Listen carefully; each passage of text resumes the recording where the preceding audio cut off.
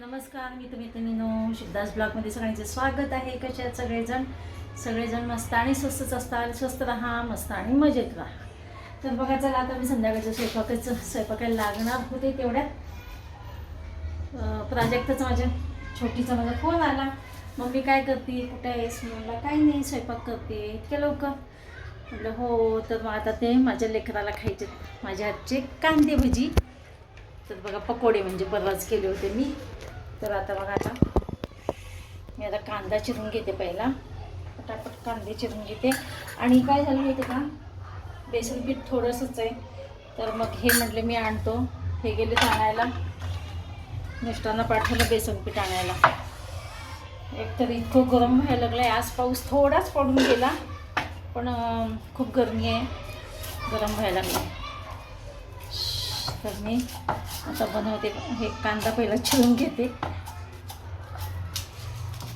आणि हे बनवताना मला ना सासूबाईंकडे लक्ष द्यावं लागतं. सारखं बाहेर झोपलेल्या त्या कधी उठून बसतील काय सांगता येत नाही. आता काय झालं, एवढ्यात ना त्यांच्या अंगात ताकद कुठली आली कुणास ठाऊक, उठून बसायची ताकद आलेली आहे. नाहीतर एवढं वाटत नव्हतं की उठून बसतील, पण आता ना उठून बसायला लागले. त्याच्यामुळे सारखं लक्ष द्यावं लागतं, पडायचं भीती वाटते. चला, असं इकडे कांद्याला काय काळं आहे. कांदे चिरून घेते. हे बघा, काजळी माझा चष्मा एक इतका लूज झालेला आहे ना, सारखा चष्मा खाली येतो.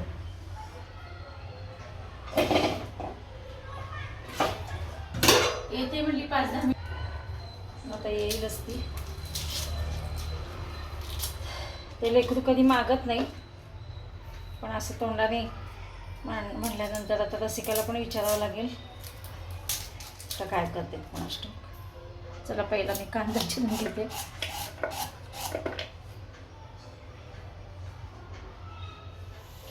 आता चष्म्याचे वैताग आले बाबा,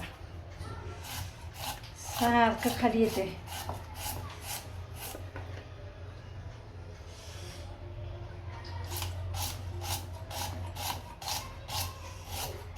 कांदा पण ना तिखट आहे.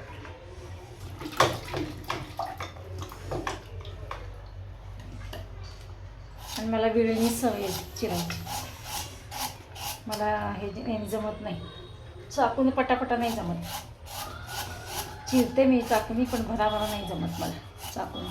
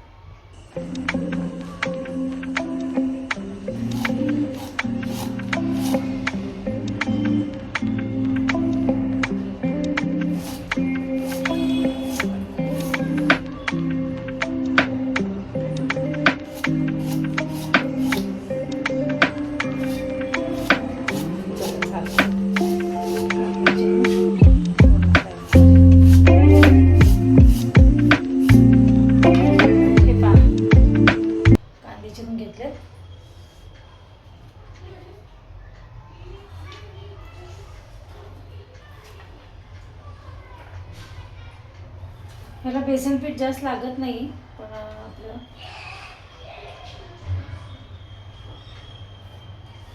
चला आली दिसते पोळी माझी.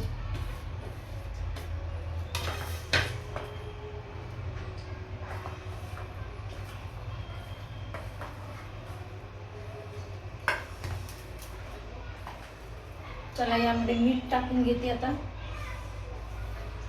हळद, मीठ.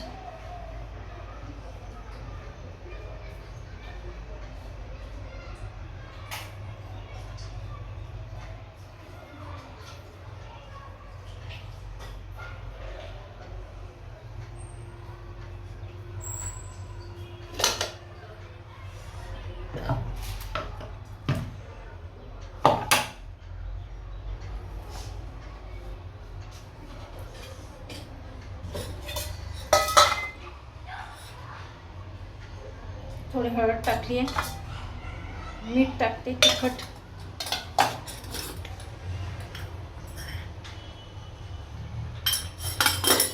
मीठ टाकलेलं आहे.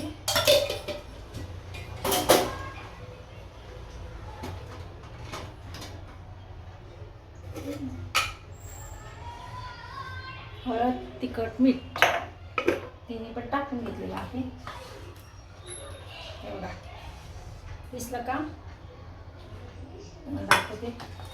बेसन पुरेसं होतं पण कमी पडायला नको म्हणून मी आपलं यांना पाठवलंय दुकानामध्ये. अजून किराणा भरायचा आहे. हे पाय इकडं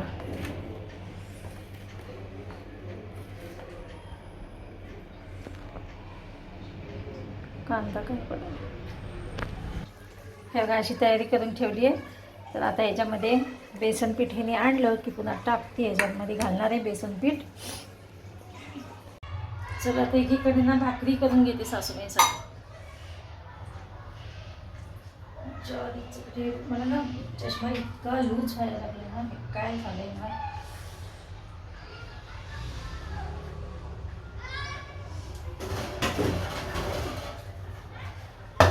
आता हे सगळं रेडी झालेलं आहे, झाकून ठेवते, काही प्रॉब्लेम नाही. झालेले पटदिशी तर सासूबाईंसाठी भाकरी बनवते.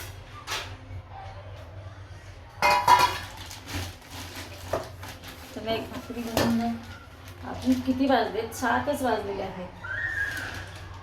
पण ह्यांची गडबड, आईला काय करती, आईला काय करती.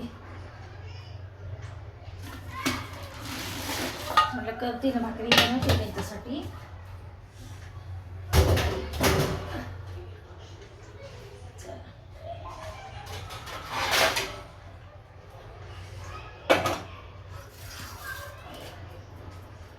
प्राजक्त येईलच तोपर्यंत, काही नाही होईपर्यंत वाटतं झालं. पटदिशी तिंबून झालं ना की पटदिशी मी पकोडे बनवू शकते.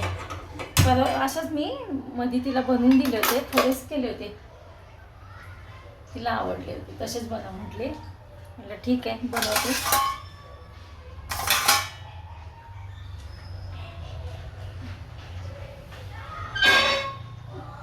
मुलं आपल्याकडनं अपेक्षा नाही करणार तर कोणाकडनं करणार आहे.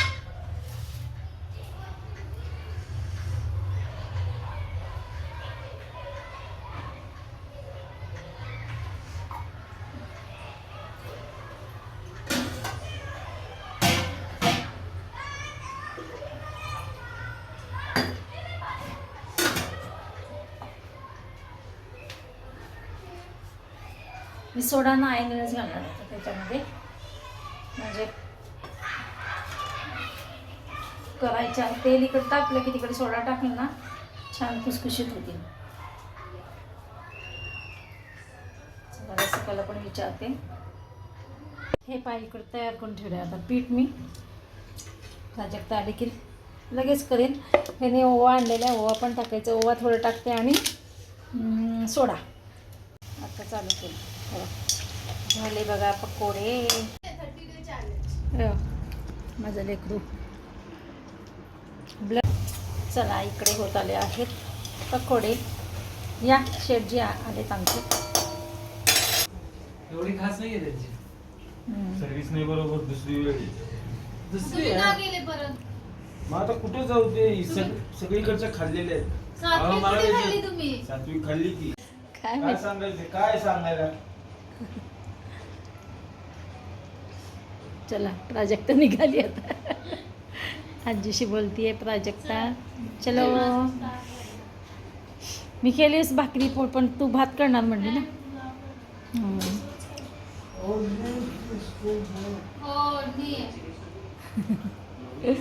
ए पाणी नाही घेऊन जायचं, पाण्याचं घेऊन जा ना. भरलंय हो. तू आणून दिल ना तर का त्या दिवशी पाणीच नव्हतं अजिबात. घेऊन जा. हां असू दे, राहू दे. चला बाय. प्राजक्ता गेली तिच्या घरी आणि इकडे चालले आमच्या सासूबाईंचं जेवण. हे भरवत आहेत सासूबाईंना. आमटी करायची का थोडी. तर इकडं आता आम्हाला बनवते वांग्याची भाजी. 2च वांग्याची भाजी बनवणार आहे. 2च वांगे घेतलेत. साधीच भाजी बनवणार आहे.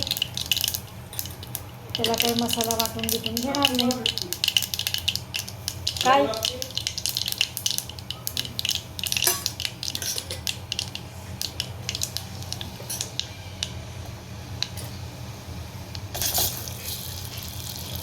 चला इकडे अशी मस्त मसाल्याची सिंपल भाजी, वांग्याची भाजी मी बनवते. टाकलेली आहे कुकरमध्ये. चला तर मग भेटूया अशाच नवीन एका ब्लॉग्समध्ये. तोपर्यंत बाय बाय, टेक केअर.